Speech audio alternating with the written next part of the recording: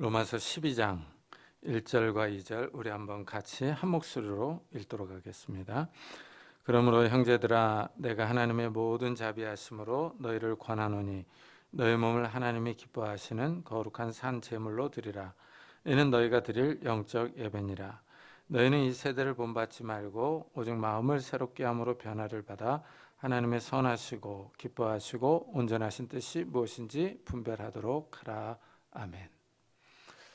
사도 바울은 이제 유대인과 이방인과의 구원 문제를 설명한 후에 이제 실제적인 교훈을 줍니다. 이제 교리 설명이 끝난 거예요. 1장부터 11장까지 교리에 대한 설명이 끝나고 나서 이제 믿는 성도들이 어떻게 삶 속에서 살아야 될지를 실천해야 될지를 말해주는 거예요. 그러면서 이제 가장 먼저 영적인 예배에 대해서 얘기를 해요. 그 영적 예배를 잘 드릴 것을 얘기를 하고 있습니다. 이 영적 예배요. 요게 이 각주를 보면은 합당한 예배 이렇게 뜻이 나오고 있죠. 이건 이제 합당한 합리적인 예배 또는 도리 이치에 맞는 예배 이런 의미예요. 그러니까 이 말은 앞에 나온 교리, 그러니까 1장부터 11장까지 설명한 교리에 맞는 교리에 합당한 예배를 드려라 이런 의미가 있는 겁니다. 그렇다면 이제 이 영적 예배가 구체적으로 이제 어떤 성격을 갖느냐 하는 거예요. 일단 이 영적 예배는 우리가 매주 드리는 이 공적 예배와는 좀 성격이 다릅니다. 이 공적 예배와는 구별돼요. 왜냐하면 사도 바울은 너희 몸을 하나님이 기뻐하시는 거룩한 산 제물로 드리라 하고 말하기 때문이죠. 여기 영적 예배는 먼저 몸으로 드리는 예배다 이렇게 얘기를 하고 있어요. 물론 우리가 매주 드리는 예배요. 뭔가 마음을 다해서 드립니다. 근데 이 영적 예배는 너희 몸을 거룩한 산 제물로 드리라 이렇게 얘기를 하거든요. 이 제물이라고 하는 것을 한번 잘 생각을 해보세요. 이 제물이라고 하는 용어는 구약에서 제사를 드릴 때 사용하는 단어입니다. 이 하나님께 드리는 제물은 짐승을 잡아서 드려요. 그래서 이 번제를 드리려고 하면은 이 짐승을 죽여서 다 태워 드립니다. 그러니까 이 제물로 드리는 동물은 살아있는 것이 아니라 죽여서 드리는 거예요. 그런데 여기 너희 몸을 거룩한 산 제물로 드리라 그래요. 우리 몸을 제물로 드리려면 죽어야 합니다. 이거는 우리 몸을 각을 떠서 이게 불태워 드려야 된다고 하는데 그렇다면 이건 인신제사를 말하는 거잖아요. 하지만 이것은 하나님이 원하시는 것이 아닙니다. 이 구약을 읽어보면 이방인들이 이 자기네 신에게 제사를 드릴 때 아들과 딸을 잡아서 불에 태워 드렸어요. 이 몰렉 신에게 드릴 때 이런 인신 제사를 드렸습니다. 하나님은 이 율법을 통해서 이런 인신 제사를 금하셨거든요. 하나님이 혐오하시는 제사다라고 얘기를 했어요. 그러니까 여기서 너희 몸을 거룩한 산 제물로 드리라라고 얘기를 했을 때는 이렇게 인신제사를 드리라는 것은 아닙니다. 여기서 거룩한 산 제물로 드리라 그러죠. 살아있는 제물로 드리라는 거예요. 그러니까 죽여서 드리는 그런 예배가 아니라 살아있는 이 제물로 드려라 이렇게 얘기를 해요. 그러니까 이거는 이 인신제사를 드리라는 것이 아니라 우리 몸으로 날마다 드리는 살아있는 제사라는 거예요. 즉 이 말은 거룩한 삶으로 예배를 드려라 이런 뜻입니다. 그러니까 앞에서 설명한 이 교리에 맞게 하나님의 말씀에 맞게 삶을 살라는 의미예요. 그러니까 우리가 실제 삶에서 이제 우리가 말하는 말 한마디, 행동 하나하나 이런 것들이 하나님께 드리는 예배라는 거예요. 하나님께 드리는 예배. 이래서 이 말과 행동으로 거룩하게 예배를 드려라 라고 얘기를 하고 있는 겁니다. 참 이게 상당히 좀 의미심장하지 않습니까? 우리가 교회에서 예배를 드릴 때는 오늘도 우리가 예배를 드렸지만은 상당히 거룩하게 예배를 드리잖아요. 뭔가 마음을 다해서 경건하게. 근데 이제 밖에 나가서 사는 거예요. 우리 성도들이 이 예배를 잘 드리고 나서 일주일 동안을 밖에 나가서 사는데 이 사는 게 이제 예배라는 거예요. 그러니까 우리가 밖에 나가서 살 때 이상한 짓을 하면은 문제가 있다는 거죠. 근데 실제 또 우리가 밖에서 살다 보면은 이 사회에서 이상한 짓을 하는 이 기독교인들이 있어요, 또.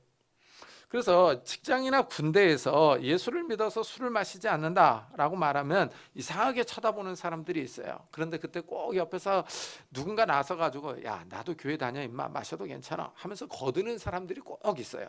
상당히 재밌습니다. 경건하게 살려고 하는데 도움을 주지는 못할 망정 꼭 물귀신 작전으로 같이 끌고 들어가는 사람들이 있어요. 그런데 또 실제 교회에 잘 출석하는 분들도 있습니다. 교회에서는 신앙생활을 잘 하는데 사회에 나가면 신앙은 잠시 접어두고 세상 사람들과 똑같이 살아갑니다. 예수님은 세상에서 소금과 빛으로 살아가라고 우리에게 말씀하시는데 이 사회에서 소금과 빛으로 살아가려면 좀 손해를 입습니다. 피해를 입고요. 그래서 사회에서는 잠시 신앙을 내려놓고 생활합니다. 사회에서는 그냥 거짓말도 하고 속이기도 하고 빼앗기도 하고 짓밟기도 합니다. 세상 사람들과 똑같이 살아가요. 그리고 교회 와서는 경건하게 예배를 드리고 또 마음에 찔림이 있으면 회개도 합니다. 그런데 오늘 말씀에서 사도 바울은 우리에게 우리의 몸으로 거룩한 산 제사를 드리라 라고 얘기를 해요.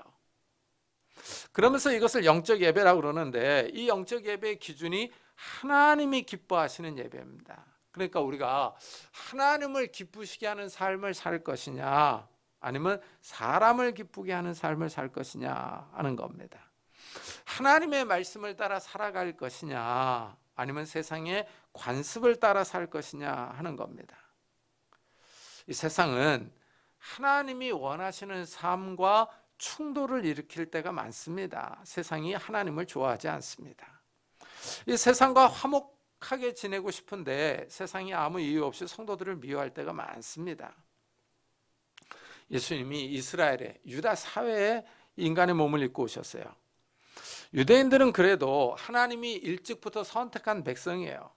그래서 일찍부터 하나님의 말씀을 받아서 하나님을 섬기는 그런 제도들이 있었어요. 하나님을 알고 있었어요. 제사 제도도 있고 제사장도 있고 하나님의 말씀을 가르쳐주는 선생도 있었어요. 예수님이 이런 사회에 오셨습니다. 그런데도 유대인들은 예수님께 관심이 없습니다. 오히려 예수님을 핍박했죠. 예수님이 전하는 하나님의 나라를 거부했습니다. 예수님이 행하시는 기적을 보고도 예수님을 믿지 않았어요. 참 이 하나님을 잘 섬긴다고 하는 유다 사회도 이스라엘 나라도 이랬는데 하나님을 알지 못하는 다른 이방 나라는 어떻게 했느냐 하는 겁니다. 우리나라에 지금은 믿는 사람들이 많이 있습니다. 그러나 처음에 기독교가 이 땅에 들어와서 퍼져나갈 때 그때 반대하는 세력들이 정말 많았습니다. 제가 어렸을 때 서울에 있는 서울 종암동에 있는 교회를 다녔어요. 주일 아침에 모여서 예배를 드리려고 하면은 옆집에서 목탁 소리가 들려옵니다. 목탁 소리가 들려오고 불경을 읽는 소리를 스피커로 크게 틀어놨어요. 그래서 아침마다 예배를 방해하는 겁니다. 그래서 그 집이랑 많이 싸웠던 기억이 있어요. 결국은 그 집이 교회에다 집을 팔고 다른 곳으로 이사를 갔습니다. 그리고 또 이제 예배를 드리면은 교회 친구들 가운데 예배 시간에 늦게 오는 친구들이 있어요. 말을 들어보면 부모님이 이제 교회 가지 못하게 하니까 부모님을 피해 교회에 나오느라고 늦게 나왔다고 말을 합니다. 그러면서 어떤 친구들은 신발도 안 신고 교회 오기도 했어요. 그러니까 이 집에서 반대가 심하니까 신발도 안 신고 신을 감춰놓으니까 교회 가면 안 된다고 집안 망한다고 옛날에는 그랬거든요. 그러니까 이제 이 신발을 감춰놓으니까 신발도 안 신고 교회 나온 친구가 있었습니다. 참 이렇게 우리나라에서도 처음에는 복음에 반대가 심했어요. 참 이상하게 세상은 하나님을 반대합니다. 세상은 이상하게 교회를 대적하며 복음을 거부합니다. 하나님을 떠나서 살려고 하죠. 하나님이 없이 자유롭게 마음대로 살려고 합니다. 이래서 세상은 이 말씀과 충돌을 일으킵니다. 이런 세상에서 우리 성도들이 믿는 사람들이 생활하는 거예요. 당연히 말씀대로 살려고 하면 충돌이 일어날 수밖에 없고 반대를 받을 수밖에 없습니다. 그래서 이런 충돌과 반대가 싫어서 자신의 믿음을 숨기고 생활하는 분들도 있어요. 하나님을 기쁘시게 하는 삶은 아닙니다. 자신을 기쁘게 하는 삶입니다. 자신이 기준이지 하나님이 기준은 아닙니다. 자신의 뜻과 삶이 우선이지 하나님의 말씀이 우선은 아닙니다. 사도 바울은 우리의 몸으로 하나님이 기뻐하시는 산 제사를 드리라 하고 권면을 하고 있어요. 사도 바울도 이 유다 사회에서 이런 문제를 겪었어요. 이 사도 바울이 갈라디아서에 쓴 편지를 보면은 이런 말씀이 나와요. 이제 내가 사람들에게 좋게 하랴 하나님께 좋게 하랴 사람들에게 기쁨을 구하랴 내가 지금까지 사람들의 기쁨을 구하였다면 그리스도의 종이 아니니라 하고 얘기를 합니다. 이 바울의 기준이 명확합니다. 하나님을 기쁘시게 하기를 원합니다. 이 사도 바울의 마음이 분명합니다. 사람이 아니라 하나님이 기준이며 하나님의 말씀이 삶의 우선입니다. 이 사람들은 삶에서 다른 사람들의 눈치를 봅니다. 특히 사람이 많은 쪽이 더 유리합니다. 그리고 그쪽에 힘이 더 셉니다. 이 사람의 숫자가 적으면 불리하며 자신감이 없습니다. 이 사도 바울 시대에도 예수를 믿는 사람들이 적었어요. 믿지 않는 이 유대인들이 더 많았습니다. 믿지 않는 유대인들은 구약에 나타난 율법을 지키고 할례를 행해야지만이 의로워지며 구원을 받는다고 주장을 했어요.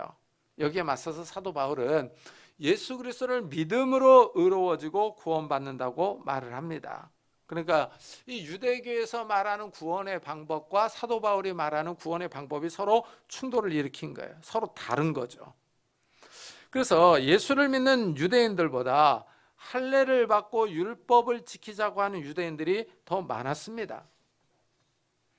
이 사회의 분위기는 율법을 지키자고 하는 쪽으로 기울어 가는 겁니다. 이 바울은 이때 이 유대인들의 말을 들으면은 편하게 살 수 있습니다. 반대를 받지 않을 수 있어요.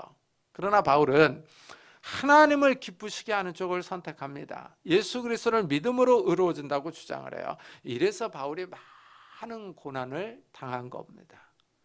유대인들이 와서 이 바울을 때리고 옥에 가두고 이 굶기며 이 쫓아내고 합니다. 그래서 이 바울이 당한 고난을 보면은 정말 이 험한 삶을 살았던 모습들을 볼 수가 있어요.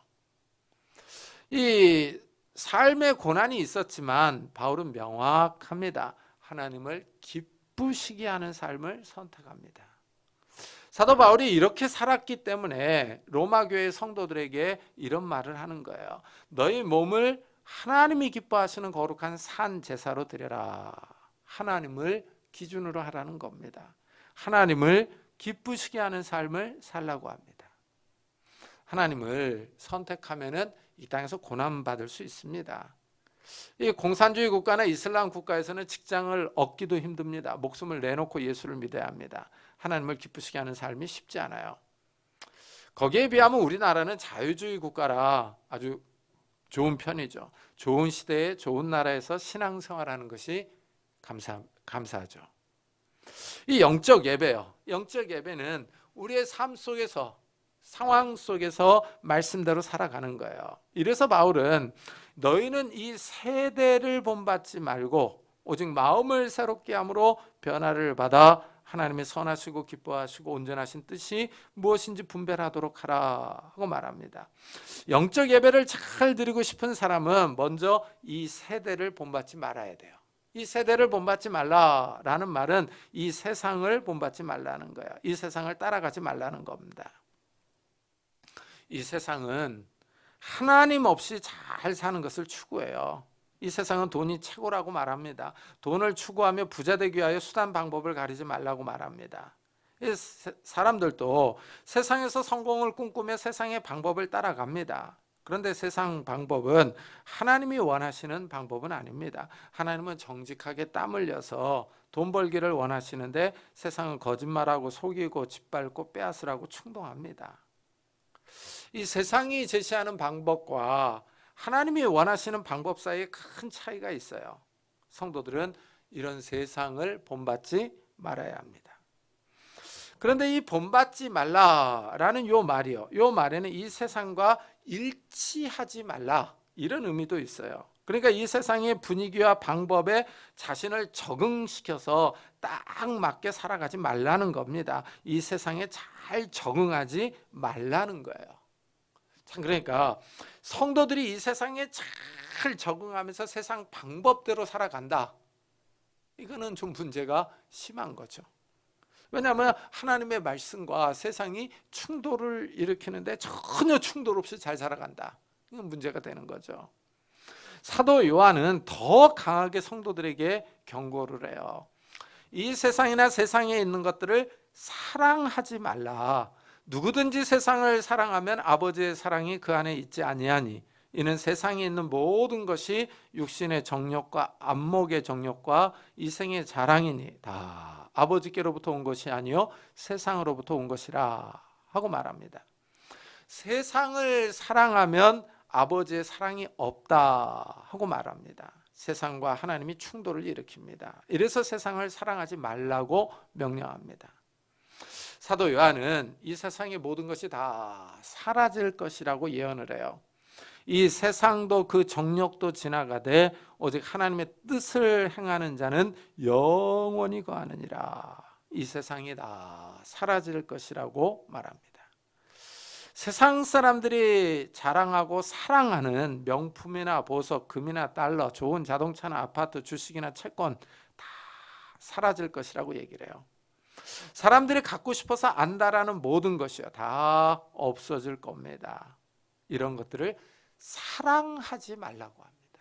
그러니까 우리가 그것을 잠깐 소유하고 누리는 것과 사랑하는 것은 차이가 있겠죠. 차이가 있을 겁니다. 그러나 하나님의 뜻대로 사는 사람은 영원히 거합니다. 하나님은 우리에게 영원한 생명을 주시기 때문입니다. 바울은 이 세상을 본받지 말라 하고 권면을 해요. 그리고 이 마음이요, 이 마음을 새롭게 하여 변화를 받으라 그럽니다. 이 마음의 변화는 일시적인 변화가 아닙니다. 한두 번 마음을 바꾸는 것으로 끝나는 것이 아니에요. 근본적인 변화를 받으라는 겁니다. 사람의 마음이 중요하죠. 왜냐하면 사람의 마음에서 모든 것이 나오기 때문입니다. 그런데 우리 마음이 좀 이상합니다. 변덕도 심하고 이상한 생각도 많습니다. 엉뚱한 생각도 하고 음란한 생각도 합니다. 더러운 생각도 하고 나쁜 생각도 합니다. 다른 사람을 믿지도 못하고 의심도 많습니다. 사람의 마음이 왔다 갔다 합니다. 바울은 이런 마음이 변화를 받아야 한다라고 얘기를 해요. 그런데 이 사람의 마음은 쉽게 변하지 않습니다. 이 새해가 되면 사람들이 어김없이 다짐을 합니다. 올해는 다이어트를 해야겠다. 올해는 꾸준히 운동을 해야겠다. 영어 공부를 해야겠다 하면서 자기 개발 프로그램들을 세웁니다. 그런데 작심삼일이라고 얼마 못 가서 그만두는 경우가 많습니다. 사람의 신념이 약합니다. 사람이 쉽게 자신의 버릇과 습관을 고치지 못합니다. 습관을 새로 들이거나 고치는 것이 이렇게 어려운데 죄로 타락한 마음을 근본적으로 바꾸는 거예요. 이거는 우리의 힘으로 불가능합니다. 죄악으로 기울어지는 성향을 가진 마음을 하나님께로 향한다는 것은 특히 더 불가능합니다. 이래서 성령 하나님께서 임하셔야 합니다. 예수를 믿으면 거룩한 영, 성령이 임합니다. 성령이 임할 때 이 사람의 근본적인 변화가 있게 됩니다. 성령께서 우리의 마음을 변화시킬 힘과 능력을 주십니다. 이렇게 성령으로 인도함을 받는 사람들이 하나님의 뜻을 추구할 수 있어요. 이렇게 변화를 받은 사람들에게 바울은 하나님의 선하시고 기뻐하신 뜻을 분별하라고 합니다. 삶에서 하나님의 뜻을 발견하고 그 뜻대로 살라는 겁니다. 이 하나님의 뜻을 분별하려면 먼저 알아야 됩니다. 하나님의 뜻은 성경에 잘 나타나 있습니다. 하나님이 글로 분명하게 써놓으셨어요. 하나님의 뜻을 알고 싶은 사람들은 깊은 산 속에 들어가서 산기도를 할 것이 아니라 성경을 읽어야 합니다. 간혹 신령하다는 사람들을 만나요. 이 명함에 보면은 40일 금식기도 몇 번 이렇게 써놓았어요. 아주 거룩하고 신령한 것 같습니다. 그런데 말하는 것을 보면 하나님의 뜻을 잘 모릅니다. 금식기도는 많이 한 것 같은데 성경을 많이 읽지 않았습니다. 이래서 하나님의 뜻보다는 자기 생각을 더 많이 이야기합니다. 이상하게 신령한 사람들입니다. 하나님의 말씀을 돌아보지 않고 기도하는 사람의 기도는 가증하다고 합니다. 하나님의 말씀을 의지하지 않고 자기 생각대로 자기 방식대로 행동하는 사람의 기도는 하나님이 들으시지 않습니다. 오히려 하나님이 싫어합니다. 하나님의 뜻은 명확하게 성경에 기록되어 있습니다. 그 말씀을 읽고 깨닫고 그 말씀대로 살아가는 겁니다. 이런 사람들이 하나님의 뜻을 명확하게 분별합니다. 바울은 우리에게 하나님의 선하시고 기뻐하시고 온전하신 뜻을 분별하라 그럽니다. 분별해야 합니다. 삶 속에서 하나님의 말씀을 실천하면서 사는 것이 쉽지 않습니다. 왜냐하면 성경에 우리 개개인의 삶이 다 기록되어 있지 않기 때문입니다. 누구를 만나서 결혼하고 어느 직장에 가고 어떤 상사를 만났을 때는 이렇게 대처해라, 이런 것들이 나오지 않습니다. 근데 이 사회는 점점 복잡해지면서 하나님의 말씀에 근거해서 이 판단을 잘해야 할 일들이 더 많이 생깁니다. 우리가 살아가고 있는 현대 사회를 성경은 얘기하고 있지 않기 때문에 그렇습니다. 그러니까 우리가 삶 속에서 참 이런 상황 속에서는 어떻게 내가 행동을 해야 될까? 하나님의 뜻이 무엇일까? 이런 것들을 분별해야 되는 거죠. 분별해야 되는 겁니다. 그러니까 하나님의 말씀에 근거해서 이 기도하면서 상황을 판단을 하는 거죠. 그러면서 분별해 나가야 되는 겁니다. 이런 사람들이 영적인 예배를 잘 드리는 거예요.